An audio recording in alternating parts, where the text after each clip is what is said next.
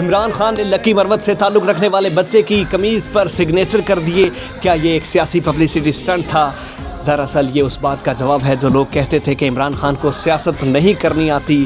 مریم نواز نے کہا تھا کہ عمران خان کی حکومت ختم ہوگی اور اگر یہ عوام میں بغیر پروٹوکول اور سیکیورٹی کے جائیں گے تو عوام ان کو جوتے ماریں گے. عمران خان کی حکومت ختم ہوئی. عمران خان بغیر پروٹوکول اور سیکیورٹی کے عوام میں گئے. لوگ ویڈیوز بناتے رہے اور ویڈیوز سوشل میڈیا پر وائرل ہو گئی. دوسری جانب موجودہ حکومت نے عمران خان پر یہ الزام لگایا کہ عمران خان نے چند کروڑوں کے عوض توشہ خانہ سے گھڑی کو چوری کر کے بیچ دیا، جس پر عمران خان کے چاہنے والوں نے سوشل میڈیا پر بتایا کہ اگر عمران خان صاحب لکڑی کے ایک بیٹ پر سگنیچر کر دیں تو اس کی قیمت کروڑوں میں لگ جاتی ہے.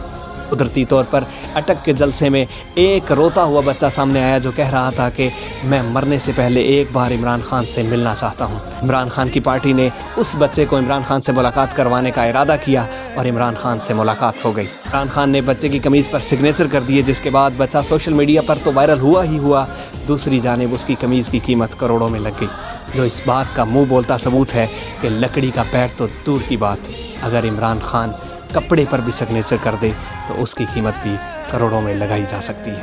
بہت شکریہ.